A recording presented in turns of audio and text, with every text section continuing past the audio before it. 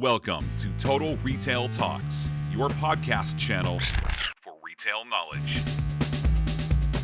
Hello and welcome to Total Retail Talks. Before we jump into today's episode, I wanted to let you know about Total Retail's latest report, Open Sesame, subject lines that work like magic. This resource offers marketers valuable tips and examples to help them create better performing email marketing campaigns. You can download this report by going to mytotalretail.com/resources and looking in the top picks section at the top of the page, or you can find the link in the show notes. In episode 190, Executive Editor Joe Keenan sits down with Erik Lautier, Chief Marketing Officer and Chief Digital Officer at Francesca's, a national fashion and accessories boutique. Listen in as they discuss how Francesca's identifies a single view of the customer over their many channels, the brand's partnership with CDP AgilOne, and the emerging technologies that Erik thinks will affect retail the most in 2019. All recorded live at the 2019 NRF Big Show in New York City. And now, on to the show. So I think a good place to start would be to, for those in our audience that might not be familiar with Francesca's, maybe you can briefly tell us about the brand. Yeah, happy to. So Francesca's was started in 1999, a single boutique in Houston, Texas. So we have grown now to over 700 boutiques. We are still located in Houston. That's where the corporate headquarters is. That's where I live. And a couple of the milestones, we launched our online business in 2006, and we had our initial public offering in 2011. Okay. So kind of the growth of the brand, and Francesca's is engaging customers across multiple channels as a true omni-channel retailer, your stores, website, app, mobile, social, so all these different places where you're communicating and engaging with your customers. What are the challenges then as you seek to kind of identify a single view of the customer that is coming to Francesca's, maybe even in the same purchase journey might be interacting with multiple channels? Yeah, so you end up with a lot of disparate data points, right? And you get some data silos, and you have information that lives in a lot of different places. And really the big challenge is how do you bring that all together so that you understand that this one person is somebody who had bought online, she bought offline, she's interacting in a lot of different ways, and this is all the same person. And it's not easy. This is one of the reasons that you have customer data platforms becoming more and more popular today. It's the reason that we engaged with AgilOne, or one of the main reasons. And that is that we had these one-off bits of information that might have been, say, an email address that somebody had submitted on the website. It might have been an SMS, a phone number that we got for our SMS program. It might have been an account that was created on the e-commerce site. Could have been information that we got at the POS in one of our boutiques. And so how do you aggregate all of that and put it together? And not just that, but apply some matching technology that helps you understand that, John, maybe Jonathan, maybe Johnny, there could be typos, there could be multiple email addresses. You could have one person that has 10, 15, 20 records, right? And so really, what AgilOne helped us to do was to take all of this disparate data and to unify it into one single view of the customer. And that's even a challenge. Online has its own challenges, but if customers coming in store, they're not identifying themselves, that even adds another layer of complexity to it as well. Yeah, it certainly does. And data collection efforts at the point of sale, of course, are important for that. So we had put out a new POS system that facilitated that a little bit better, and we were able to get a decent amount of information that way, and then we can tie the records together. Yeah.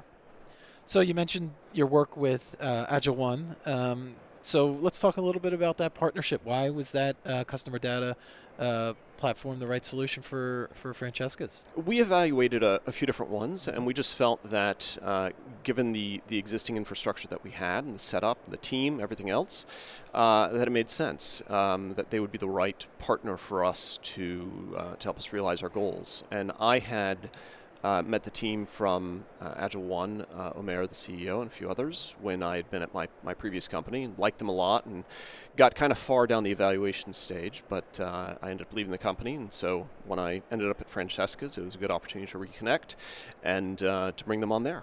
Okay, great. So let's talk about maybe if you have a specific example or two of you mentioned kind of these trying to tie back this disparate data sets to get that single view of the customer.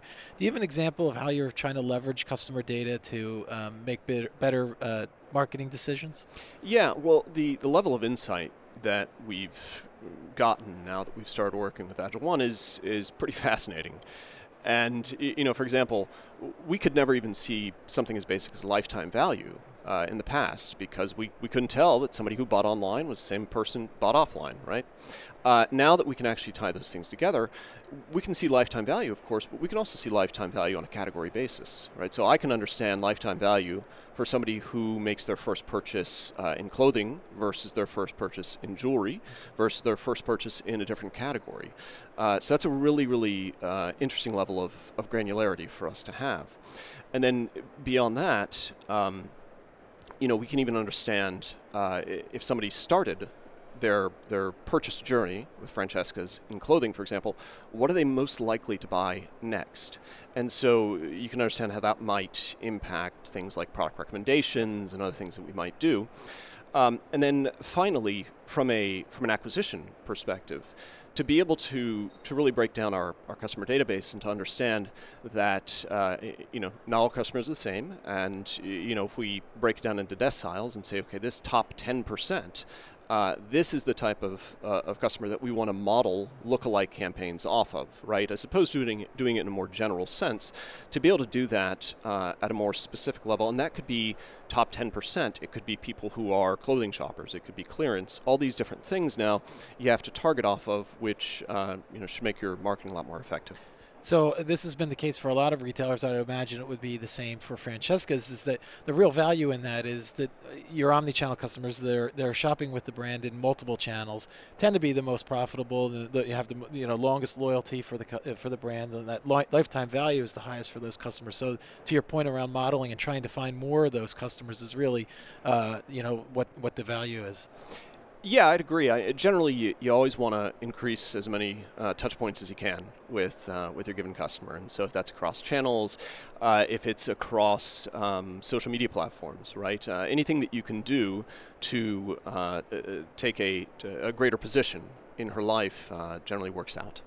So we're here at the NRF show. Obviously, a lot of different service providers, a lot of different technologies being displayed and kind of brought to the market. I'm interested in your take, more from an industry perspective. You can also speak from your experience at Francesca's. What are the emerging technologies that you've kind of eyed as having the biggest impact on the retail industry as we start 2019? So I'm pretty fascinated with biometrics. And I think that where we're going to see the impact most immediately is more on the e-commerce side of things. But of course, online, offline, so intertwined at this point, right, that it's that they're sometimes almost indistinguishable. And so, right now I've got a phone that recognizes me. I just touch my finger to it, and it knows exactly who I am, right? And so, it would seem to me that it's a fairly straightforward step to go from my phone recognizing me to that information being then transferred into whatever website that I happen to be on, so that I don't actually have to type everything in. There's still an extraordinary amount of friction in the checkout process and the sign-up process to have to do these things over and over again. It's like when you go to the doctor's office and they give you another form, you're like, I just did this, right? Why do you have to keep doing this? Yeah. And so, if my phone knows who I am, why shouldn't a website, right? And so I think that we're going to start to see the impact of biometrics. Maybe it's 2019, later 2019. I mean, things accelerate pretty quickly these days. And I think in this particular case, there's a hardware cycle that needs to complete where people get a new phone, and the new phone that they have has the biometrics. I mean, the one that I got a few months ago was the first one that I had that could actually do this. So I think that as we cycle through this, we're going to take some leaps in terms of the percent of people that could actually take advantage of it. And then you get to a certain critical mass where it just sort of happens. So I'm pretty fascinated to see that happen. I think it's really going to enable a lot of commerce. Yeah, the ease at which you'd be able to purchase. Obviously, you could have that tied, your information tied to a payment, to a credit card, and then, you're just able to shop that easily. Yeah, why not? Yeah. And then my final question, Erik, is kind of going forward.